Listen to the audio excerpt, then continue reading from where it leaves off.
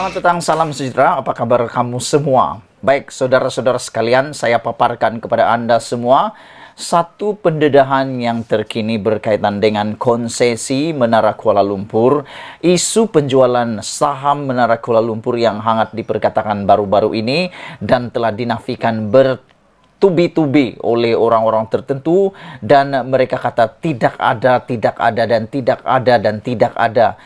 Isu dan juga penyelewengan maupun perkara-perkara yang berkaitan dengan salah laku di dalam penjualan saham Menara Kuala Lumpur itu. Mereka kata tiada yang salah. Bahkan yang terkini kita pun tahu Anwar Musa telah pun bertindak mahu menyaman individu-individu tertentu, termasuklah pemimpin-pemimpin parti politik tertentu yang kata beliau memfitnah. Namun demikian, hari ini kita dikejutkan dengan satu pendedahan daripada SPRM bahawa dua pengarah kanan syarikat telah ditahan untuk membantu siasatan pembelian saham konsesi Menara Kuala Lumpur. Nah, ini yang menarik. Apabila SPRM mula membuat siasatan, apalagi telah pun menahan dua pengarah kanan ini memberikan satu gambaran kepada kita bahawa ada isyarat bahawa memang ada sesuatu yang perlu disiasat oleh SPRM. Saudara-saudara sekalian, sebelum kita teruskan, sila tinggalkan komen Anda, tekan butang subscribe. Tekan butang subscribe itu percuma. Baik, saudara. Suruhanjaya Pencegahan Rasuah Malaysia hari ini menahan dua pengarah kanan syarikat bergelar datuk bagi membantu siasatan berhubung pembelian saham dan pengambil alihan konsesi syarikat Menara Kuala Lumpur, Menara KL. Sumber SPRM itu berkata, kedua-dua individu berumur 49 dan 59 tahun itu merupakan orang tengah yang mengurus urusan suapan dan seorang pengarah urusan syarikat yang dikatakan mengambil alih saham syarikat Menara KL ditahan di Ibu Pejabat SPRM ketika hadir memberi keterangan. Kedua-dua individu ini akan dihadapkan ke Mahkamah Magistrate Putrajaya esok bagi permohonan reman. Disaki pemilihan syarikat terbabit melibatkan permintaan wang rasuah berjumlah ratusan ribu dan seutas jam tangan mewah sebagai hadiah kepada orang atasan bagi membantu pengambil alihan tersebut. Wah, ini memang menarik saudara-saudara sekalian, kerana apa yang diberitahu melalui laporan ini bahawa ianya berkaitan dengan dua orang yang telah ditahan ini yang merupakan orang tengah yang mengurus urusan suapan dan seorang pengarah urusan syarikat yang dikatakan mengambil alih saham syarikat Menara KL ini.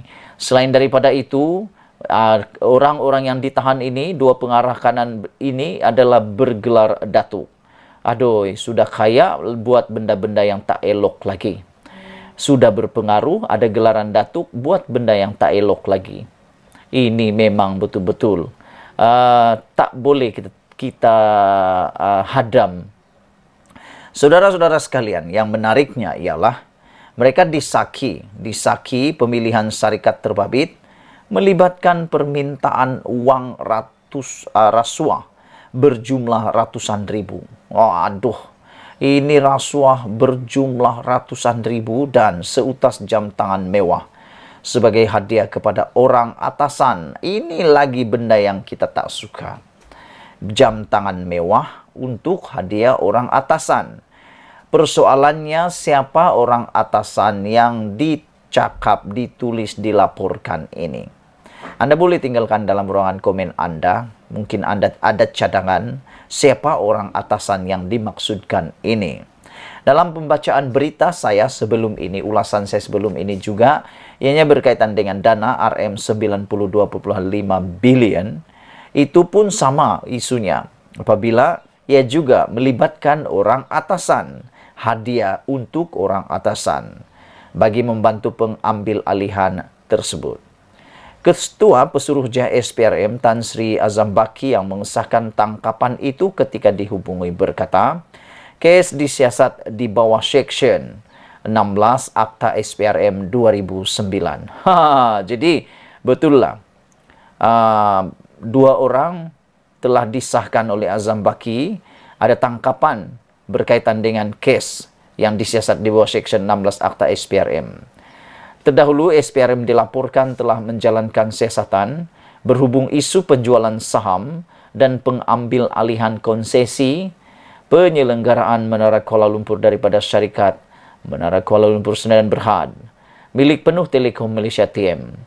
Beberapa saksi termasuk pegawai kanan TM serta syarikat-syarikat terlibat telah diambil kenyataan bagi membantu siasatan. Saudara-saudara sekalian yang kita amat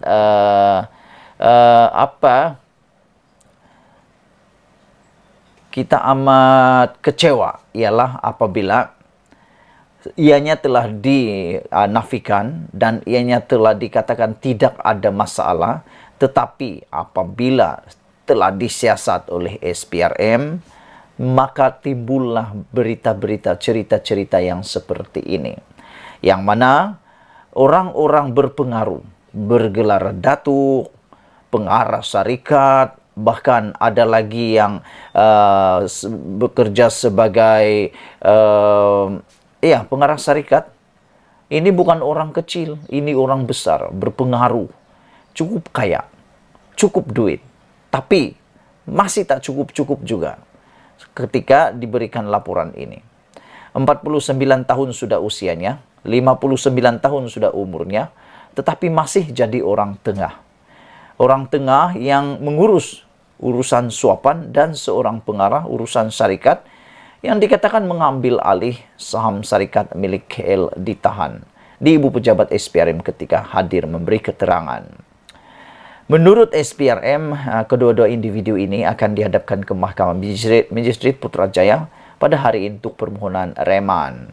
Saudara, mereka disaki ataupun disaki pemilihan syarikat terbabit melibatkan permintaan uang rasuah berjumlah ratusan ribu. Bayangkan rasuahnya berjumlah ratusan ribu. Duit ini sepatutnya untuk proyek, untuk mengembangkan sesuatu tempat, untuk memajukan rakyat, untuk disalurkan bagi rakyat atau kemajuan untuk negara. Tapi labanya ditelan oleh orang-orang yang tak pernah rasa cukup. Selain itu, seutas jam tangan mewah juga diberikan sebagai hadiah kepada orang atasan. Yang ini yang paling kita benci.